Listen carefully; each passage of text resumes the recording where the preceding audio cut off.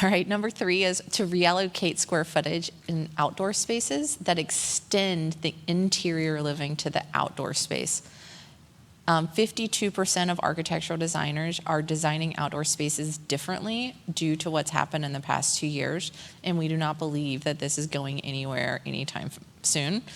This is a trend that was trending before the pandemic, and the pandemic just like put it on steroids and accelerated it. So, 10 years ago, you heard about California rooms, right? Now you hear about Texas rooms and Arizona rooms and Colorado rooms, and they're all the same thing. They're covered outdoor living space. But now, 10 years later, everybody, there's a North Carolina room, there's a Maine room, there's a Florida room. Pick whatever state you're in, and that's the room name. That's started, and now we've just gotten to the next level of making it really functional, and that it flows really well from the inside to the outside of the home. And 65% of the homes are connecting to nature. When we talk about connect to nature, we're talking about that slider that'll take you outdoors. We're also talking about more natural light. We're talking about more windows. We're talking about biophilia and having some plants inside the home. There's multiple different ways to bring nature into the home. And here we go. I beat myself to it. But larger windows and those slider doors are the top 2 ways that architects introduce this in carving out interior space and more access points to outdoors. So if you have one big open place that everything connects versus trying to find 3 or 4 places within the home that people can get to the outside or connect with the outside in some way. And the most important place to get this right is in the kitchen, secondary being the family room, but kitchen is really number 1 here. And if we talk to homeowners, though it's not just architects that are telling us this, it's also homeowners. We said if you were going to do a remodel of your home, where would you prioritize that in an outdoor space? And they said they would create lounging space, they would create a private space so their neighbors cannot see them, hello privacy, and they would prioritize a cooking or dining space.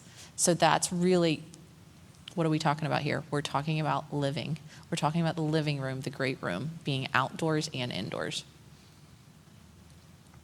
And as we're seeing the preference of indoor and an outdoor retreat, we said, would you prefer, if we gave you a certain amount of square footage, would you rather use that inside the home for a retreat in your primary suite or outside in an outside space?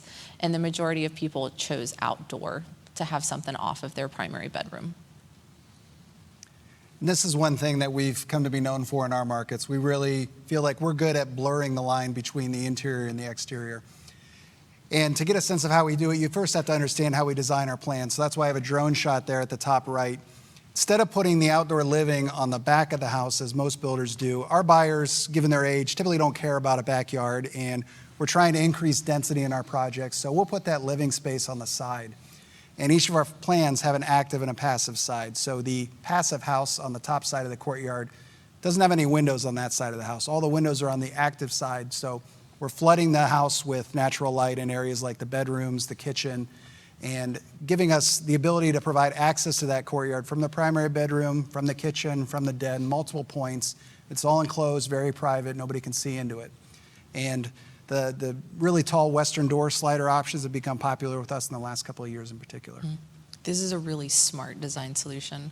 It lets so much good light in. Look at how that light, it feels fantastic. That's perfect representation there at the bottom left, how it just kind of goes together.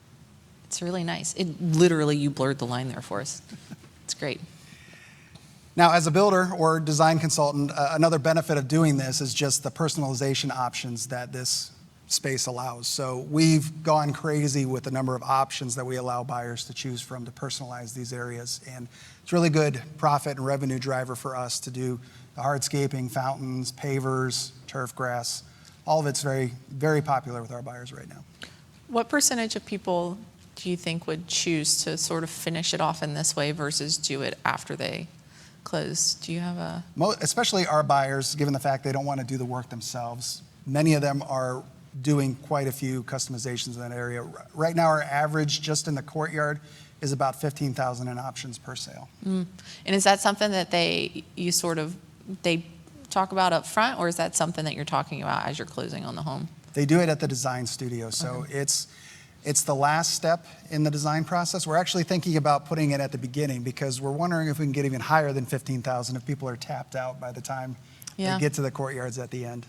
Yeah, we'll be talking more about design studios and design centers. Hi, Dennis, tomorrow afternoon. So we're going to dig into how that works. Just another example, and you can see once we merchandise it in our model homes, that really makes a key of painting the picture of what it could look like. And one of the latest ones, yet also the simplest ones, is the string lights that we've started doing. That's very popular right now. It's so popular. The festoon lights, like you have them displayed here, I feel like I see them everywhere, but it's such a good feeling. Yeah, and it's like easy. to sit underneath those. It's like, I think I bought them recently on Amazon. It was like $50, but it made a huge difference, right? Then some other areas, we do outdoor kitchens in climates where it makes sense, and mentioned that the owner's suite can access the courtyard, and so you see a screen porch option there. That's another good way that we take some additional privacy into the courtyard, allows them to keep the doors into the bedroom open in warmer months of the year. Number 4 we would like to talk about is modernizing exteriors to combat rising cost pressure.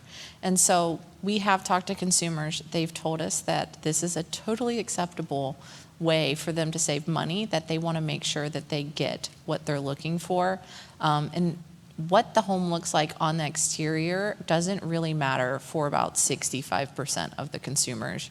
When we ask architects what are the most popular elevations that they're designing right now, contemporary is number 1, and things continue to get, if you look on that transitional scale with like extreme modernism here and traditional on this side, we are slowly starting to move this way as time goes on and cleaning up the elevations, removing some of that ornament. That's where the modern farmhouse comes into play. When we look at farmhouse, we're really talking about a modern farmhouse here. Craftsman is very popular, and then mid-century, which is also a modern style, are the top ones by far that our architects are telling us are most popular. And here's the, 64% saying, I'm flexible on my exterior as long as it's for the home that I really like. So that floor plan comes first in their mindset, and then they're starting to think about the exterior. Is it acceptable? Is it not? And we continue to see on exteriors of homes a material mixing that's happening. It's not just all brick. It's not just all siding. It's not just all stucco anymore. We're seeing them start to mix and match. Not only is it visually appealing, but it also helps to bring visual interest, but value engineering too, right? So you're like, okay, I don't want to do the whole front in some sort of masonry. That's very expensive. But I want to pick this one spot, and I want to do it really well there. And they choose where to spend the money to make those options. So as recently as a year ago, we had 4 different architectural styles that we were building our elevations upon. We're now going to focus on 2, which happen to be 2 of the top 3 in Deanna's data, so craftsman and farmhouse.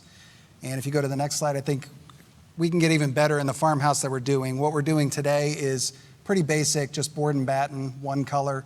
I want to go to where we're maybe doing some accent dormers that are different colors, mixing some materials as well.